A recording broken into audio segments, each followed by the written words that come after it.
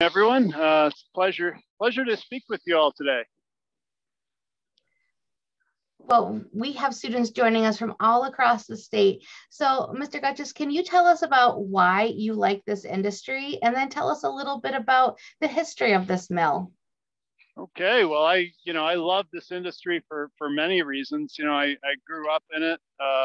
Some of my earliest memories are my grandfather taking me through the plant here. Back in the late 70s, early 80s. But it's a fantastic industry from the standpoint of economics. We're manufacturing a product, sending it overseas, bringing dollars back into the community. Chinese dollars, currency from the Middle East, from Europe, it's coming right back in and going right into our community here in Central New York, into paychecks, into cash that we pay to buy timber and logs. So much of that is really driven by export. And there, we don't, in New York and the U.S. in general, we're kind of crying out for more export, and here we are, doing quite a bit of that. So I love it from an economic perspective. I love it from an environmental standpoint. I think our industry acts to draw down carbon and sequester it. As far as fighting climate change, we're able to lock up carbon in wood products, which last, indefinitely in some cases. Furniture, flooring. These products, they last a long time, and they go into landfill. We're keeping that carbon sequestered, and we're promoting the growth of new trees. And when you grow new trees, you're drawing far more carbon out of the atmosphere than you do just by leaving mature trees stand. So it's a cycle of environmental benefit that we're excited about, and we love talking about. And I just can't wait to see it continue to grow, and us to continue to explain, how these things work. Just a really quick history of the company. We were founded in 1904. By my great grandfather. That's the earliest record that we have of the company. We might predate 1904, but we know we've been around since then. We have a photograph of a small sawmill and some horses bringing some logs to that sawmill. For a generation or two, we're pretty small, right in Cortland County. But my grandfather sort of revolutionized the industry in a way. He, furniture manufacturers always used to dry their own lumber. And his idea was he wanted to dry the lumber himself, because instead of, sending it to a few customers locally, now he could send hardwood lumber all around the world. And this was his vision back in the 50s, early 60s. So he was a great builder of kilns. He built 29 kilns eventually in Cortland, New York, built another 25 kilns in Latrobe, Pennsylvania. Allowed Gutchess to grow from, just a small sawmill to today. We have 7 locations, over 500 employees, process about 100 million board feet of lumber a year. It's really a kind of a pioneer in that respect. We've continued to grow since then, and it's really been a phenomenal story through, ups and downs. We've had good times and bad, but we always come out and keep going. So that's sort of my 2-minute history. It's hard to narrow it down to 2 minutes, but there you go. Well, Mr. Gutchess, we are so excited to tour what your family has built. And before we let you go and get looking at all the amazing things at your facility, we do have a question for you. Brianna wants to know, have you worked for Gutchess Lumber your entire life since it's your family business? Most of my life, I have. I sort of grew up with it, familiar with it. When I went to college, I worked, a couple of summers here. I actually went a few different directions. I thought about teaching as a career, got excited about that, started doing that. The company it's interesting because it's not just a family business. It's also an ESOP, which means employees own about 30% of our company. At one time, it looked like we were going in a direction to more employee ownership, but eventually we decided, we're keeping it in the family, and I came on full time about 13 years ago. So I've been full time with the company for 13 years. But it's great question. Feels like a lot less than 13 years. Time kind of flies when you're having fun. Well, again, thank you so much. We are so excited to get started. So thank you for having us. Okay, well, thank you, and I hope you enjoy your tour. So we are going to get to know our friend John Lyon, and Mr. Lyon, he is the general manager of the facility. In a moment, he's going to tell us about what all these logs are doing in this log yard, and he's going to show us what the next steps are throughout this virtual field trip. So Mr. Lyon, how are you this afternoon? I'm doing great, thank you. Glad I could be here. Okay, go ahead. Oh yeah, tell us about what we're looking at. What were all those logs doing here? Are they in a pile for a reason? Yes, the logs you're looking at here have been brought in with trucks off the landings, been sorted by species. And this is a large row of hickory with the intent to run these later into the mill once we decide that we want to bring these species into be able manufacturing versus our saw list or according to our sales department. And these logs are scaled as far as understanding what the grade is as far as the value of that log, and also the amount of boards you would get out of that log as well. And the tag that you're currently looking at is identification of that log to be able to determine through the process and analytical purposes of if we're getting the value out of the log.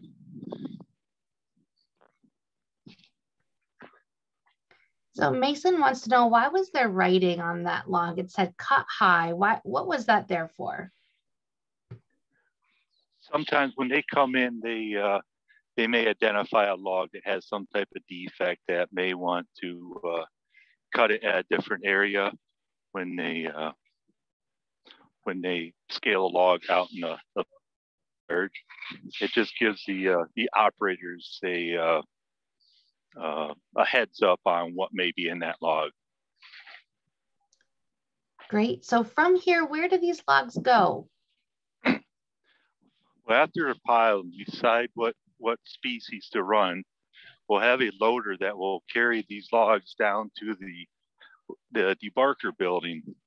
And this, what we call picker, will pick up these logs and enter them into the debarker single file to allow them to be processed.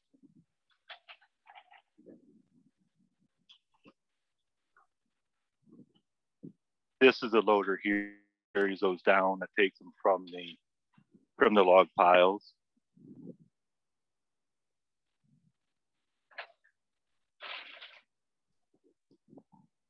So we're seeing that picker pick those logs up just like they were brought in from the forest.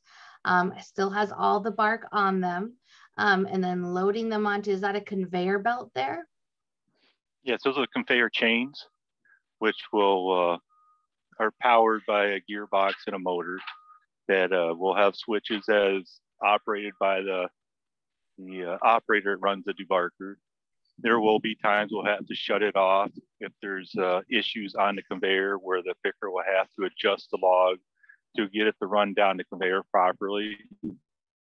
Sometimes it'll get skewed or not put on straight, and adjustments will have to be made.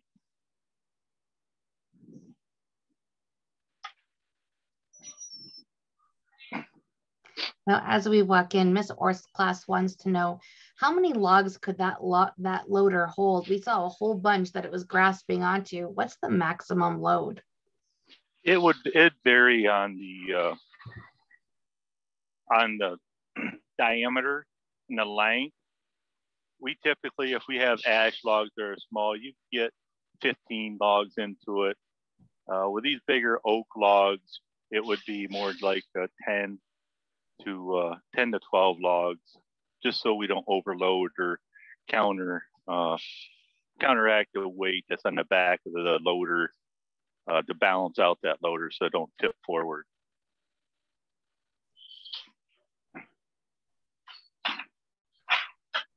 And what are we looking at in here? What's happening to these logs as they move through this chained area?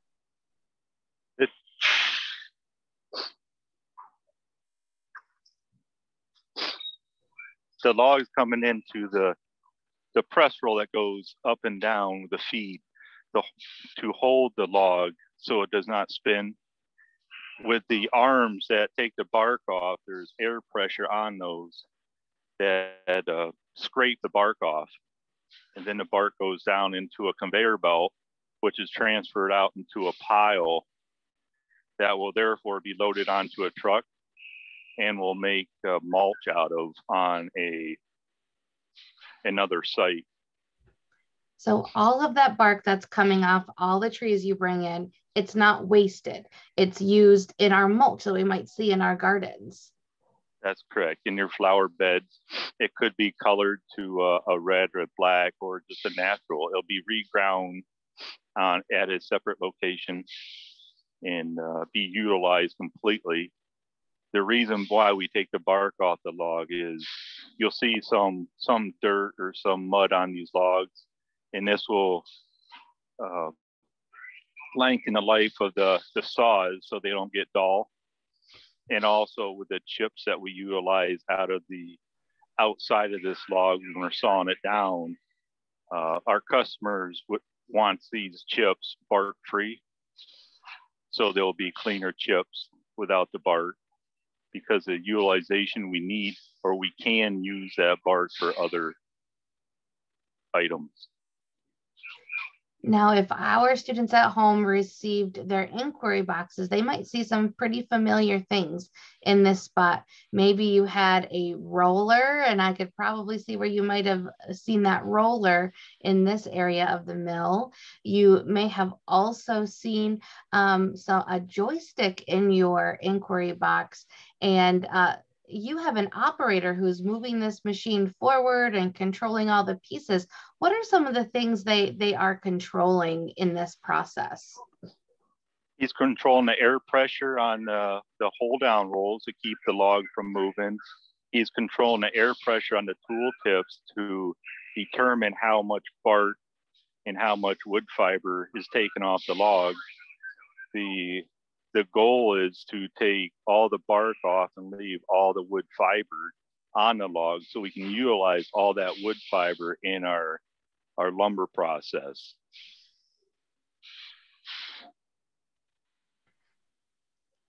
So as we transition out of looking at the debarker, there's another really important step that has to happen before the logs go into the mill. What process do they go through before they're even let inside your mill building? Once they come out of the debarker, they will transfer over on the several conveyors. And the second picker on this other side will stack the logs for another shift, a second shift that will come in at the nighttime and run for another 8 hours. So we run this debarker so it has enough logs where 2 shifts can run off of 1 shift operation for the efficiencies of our mill. So we only have to have 1 person out here during the night.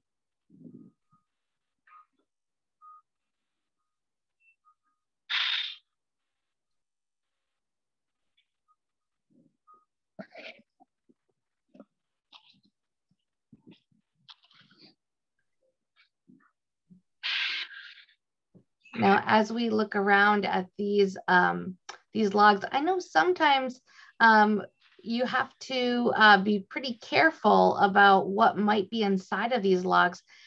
Can you talk to us a little bit about the magnet that all logs go through before they enter the mill?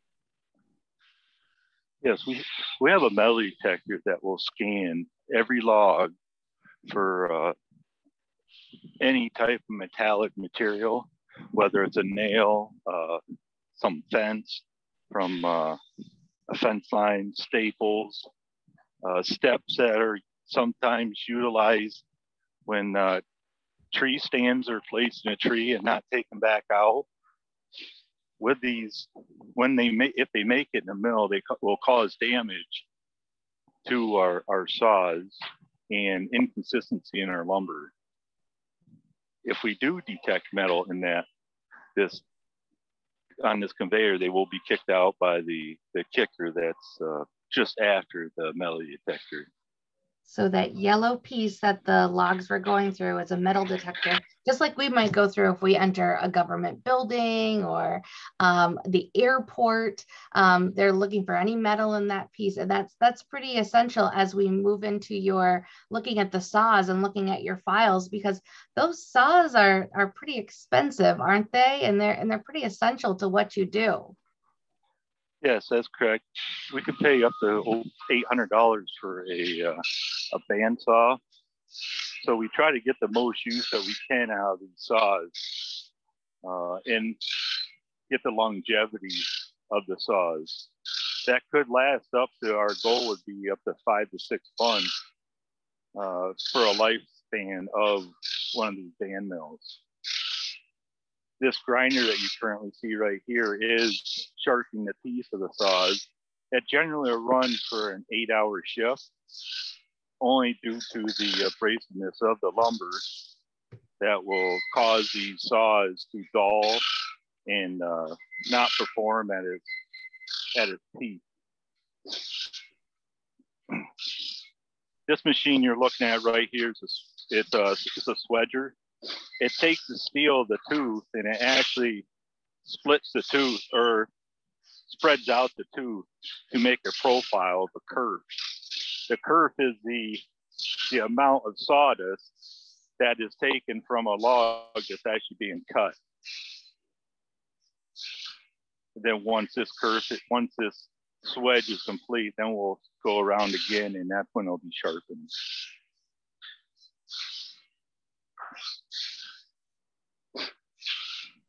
And so this is even another saw that we're looking at. It even looks even bigger than the one we just saw. Yes, at this location, it's where they're trying to make sure this saw is flat, make sure there's consistency in the steel, that there's no twist in it or bend in it.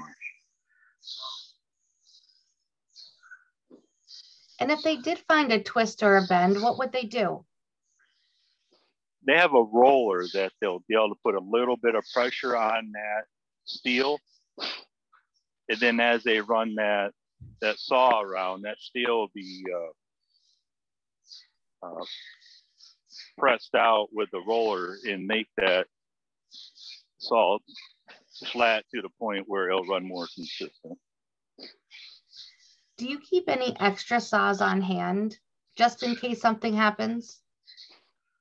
Yes, we keep a very high inventory. Per saw, right now we have I need 30 saws on site, but per band mill, it varies on how many we have per saw.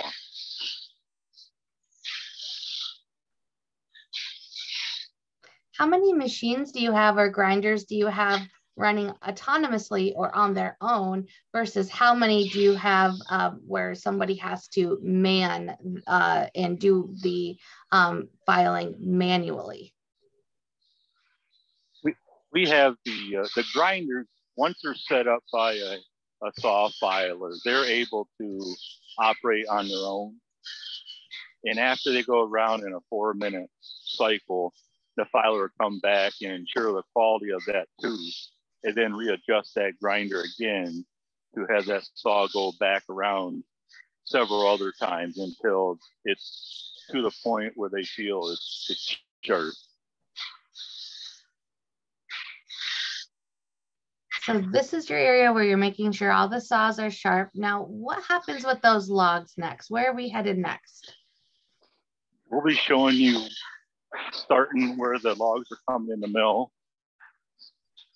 They'll be sorted according to length, according to diameter, to go to our head saw that can handle the larger logs and the longer logs, and then work with a resaw also for added efficiency. We just use our head saws to take one of the round saws.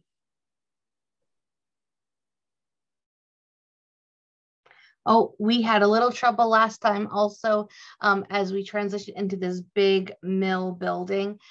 We do have to transition our Wi-Fi connection. So it'll be just a moment while we get Mr. Lyon back up and running so we can see the next step as the logs come in.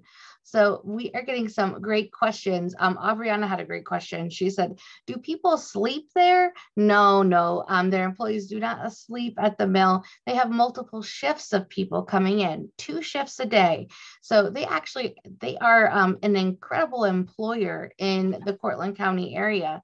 So there are people who work at their facility over 2 different shifts. So one that comes in the morning and one that comes in the afternoon and works into the evening. And then they get to go home and see their families after their shift. All right, it looks like we're back up and running. Mr. Lyon, can you hear us? Oh, I might just take another moment to get connected back to the audio. But we are getting ready to look at the next step. So we know that those trees have been, the bark has been taken off, went through the debarker. It's gone through the metal detector to make sure there's no metal in the logs that could ruin their saw blades. They try to find all those things ahead of time. And now we're going to be watching those logs come into the mill. Mr. Lyon, are you hearing us?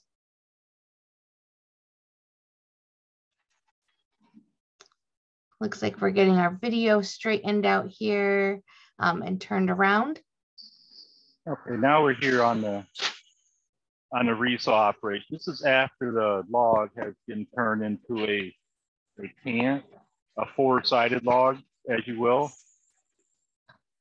Then the operator will saw one board off each cant, and then the cant will come back around to him to make a decision of what the next grade to take off from this cant.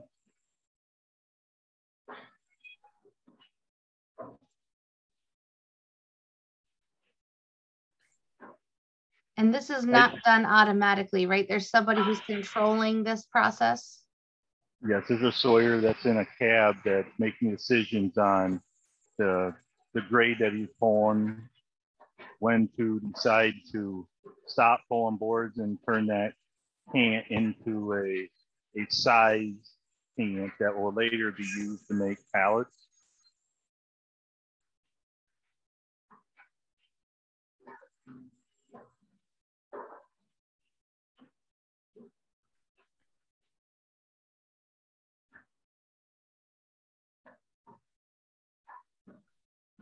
So what is the next step after this? After we have that one piece sawed off and we have the cant moving on to the next step of the process, what's next?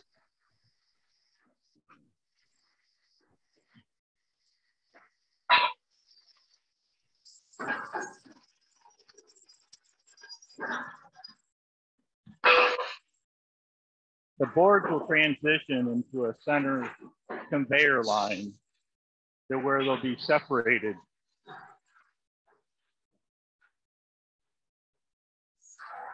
Into 2 different categories. Whether the board will need to be edged, which means that there's laying on the side of the board, which is the outermost of the log. And we want to take that off to the specifications to be able to grade it. And that's done by an edger.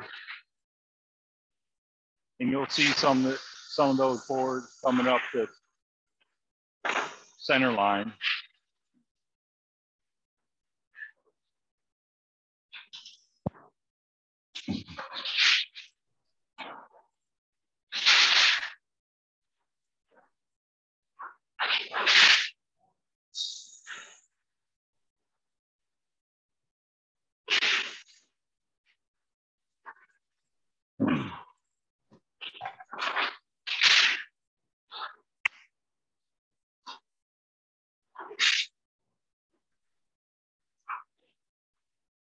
This would be the edgings that come off our edgers that goes down into the basement.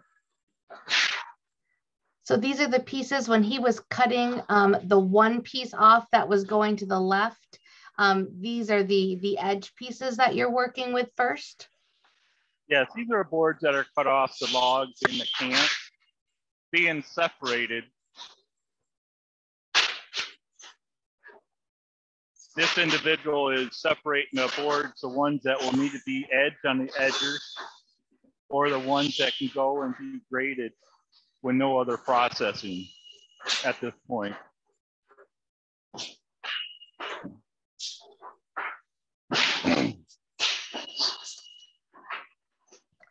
I have a really great question from Mr. Bateman's class.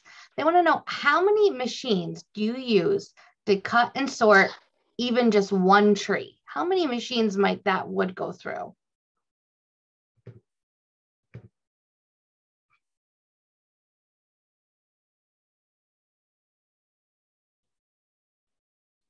Oh, Mr. Lyon, can you hear us?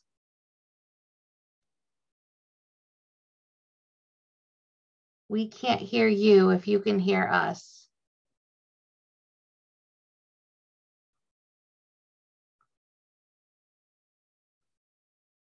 Sorry, friends, we'll just take just a moment to get this organized and to get our oh, here we go. Hi, yep. Mr. Lyon, we can hear you. Sorry about that. Yes, about the machine centers that we utilize to do this. We have 5 band mills, and the machine centers that this lumber goes through to the edger, you go from 2 guys that need to separate it, then you have an edger operator, and from that edger operator goes the inspector. So the people that are utilized to move this product through the mill is very minimal.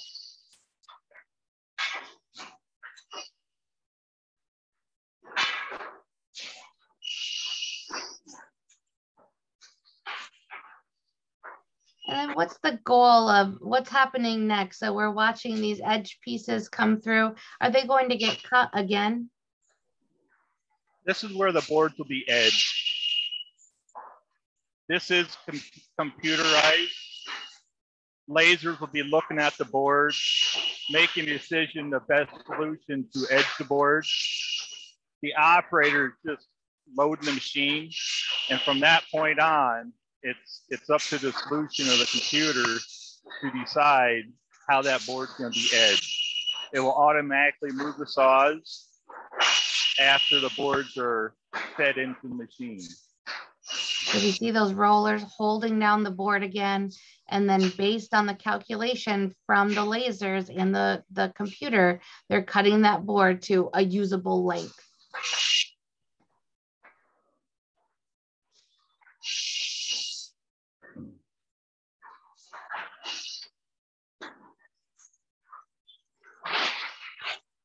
So the machine has cut that board, and then where's it headed to next?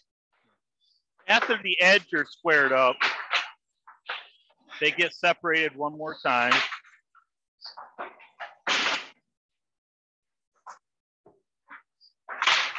With some help with some manual labor. We'll have individuals that are walking on the lumber, determining the grade of the lumber that pertains to how much clear lumber is on that board versus not. The highest grade board is a board that has no knots or any defects, and a lower grade board has many knots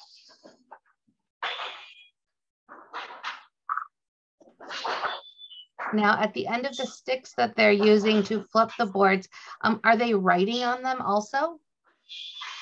Yes, they got crayons inside their sticks, just like kind of crayons you use for coloring. The numbers they write on them pertain to the grade that they're going to, that's the crayon that they utilize. The grade is utilized for an operator that's going to input this information into a computer. It will do some trimming of the board according to the marks that the inspectors put on.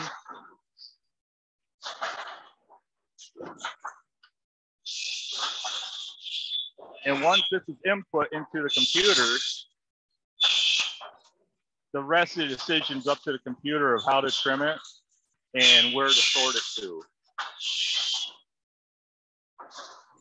It seems like they're moving pretty fast. Is this a pretty quick process? Yeah, we do have efficiencies that we need to meet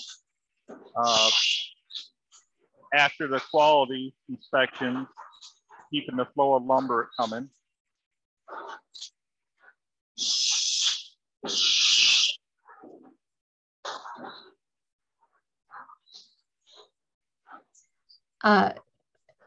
We have a class that wants to know, do the machines ever mess up? Absolutely.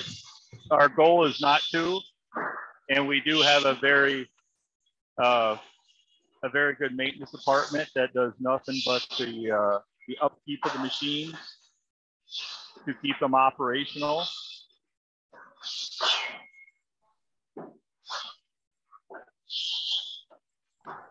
Mrs. Lewis's class wants to know that Danny and Ian have this question. Is it dangerous for them to be walking on the boards like that? No, we keep the conveyors are running very slow. There's no pinch point for the inspectors get caught in.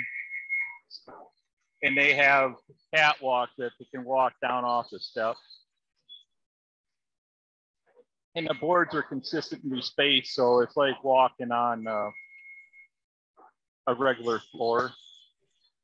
The spacing between the boards is 3 to 4 inches.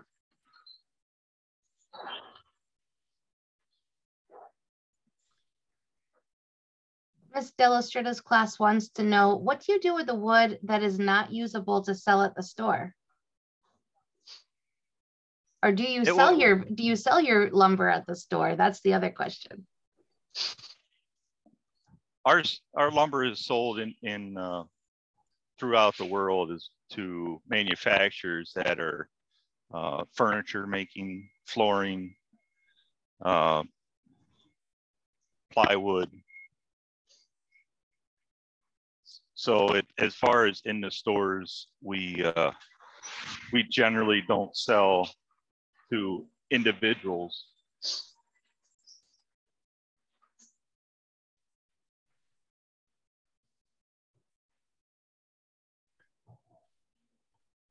And what are we looking at here? We see a pallet, and I know you mentioned pallets, so some of your wood goes to make a pallet. Are you making these pallets yourself?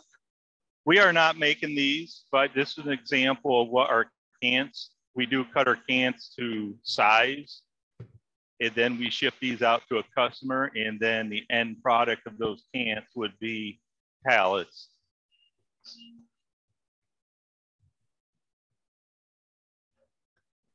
So that's all our product. Oh, go ahead, Mr. Lyon. I'm sorry. All our product goes to a secondary production company.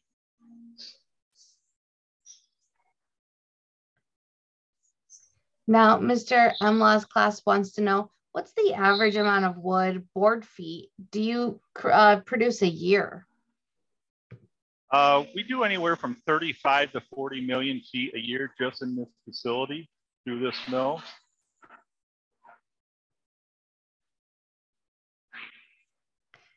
And Ethan wants to know another question on kind of how much you produce. How many boards do you produce in a day, do you think? We could do up to 9,000 to 12,000 pieces.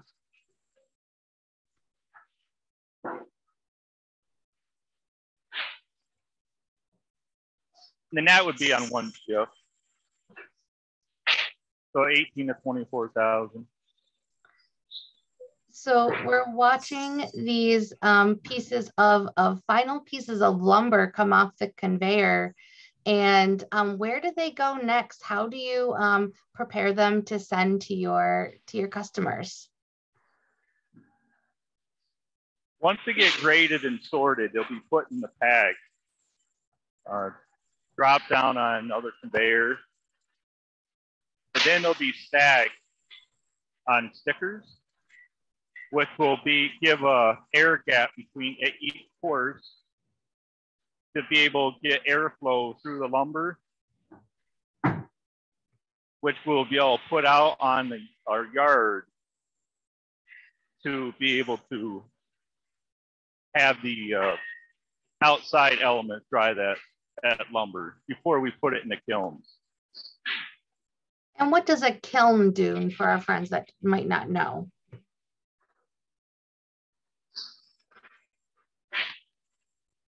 After lumber sits out onto the yard for a certain amount of time and loses a predetermined amount of moisture, we can only get the moisture content down on lumber so far just from being outside. So therefore we would have to put it into a kiln to be able to draw out more of that moisture using much higher heat. And that heat comes from our boiler that is fired by the sawdust that we produce, that we put in these silos. In the steam that comes out of this boiler is what makes the heat for our kilns to dry this lumber.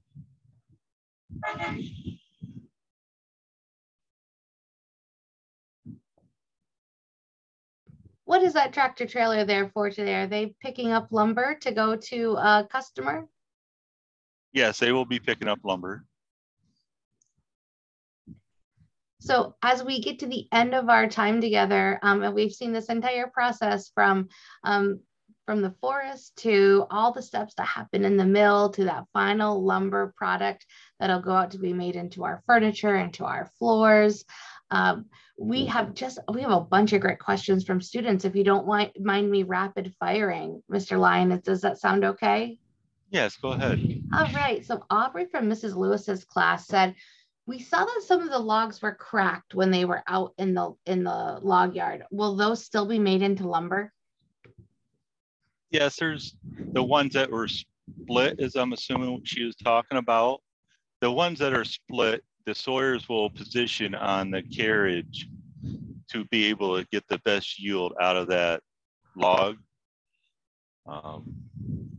We don't intend to have those. They do hinder the yield of that log, but we can utilize all the wood out of that log. Now, Keith wants to know, how long does it take from a log when it enters the mill until it's made into a piece of lumber? How long does the process take? If it's going from the debarker all the way to the 10 minutes, 15 minutes. So not a very long time at all. No, once it gets on the head saw, they could get one of those logs. Once they start sawing it, they should be able to get that log off that carriage in about 1 minute. We had a question. What type of wood were we watching being cut today? That would be red oak. And Mr. Bateman's class wants to know, how big is your facility where you process all of this timber? We are currently sitting on approximately 100 acres. And this is an interesting question. Giovanna wants to know, looking at all of this wood and the sawdust and plus machines, have you ever had a fire in your mill? No, we have not. We have had some.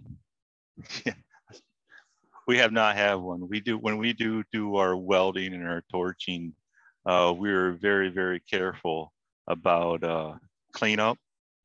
and we do a detailed cleanup once a week through our facility in our mill to sweep all the sawdust, blow all the sawdust down, place it in the conveyor, and remove it from our mill.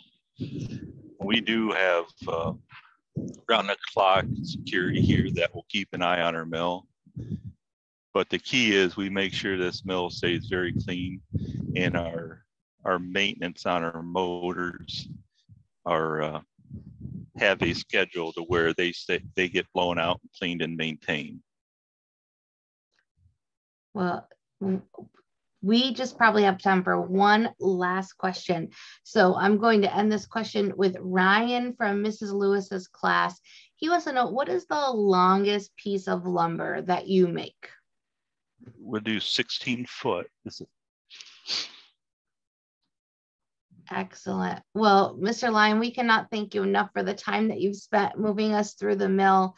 We're really grateful for all the awesome work that Gutchess does to serve your communities and serve the environment well as you create a product that we all interact with every single day.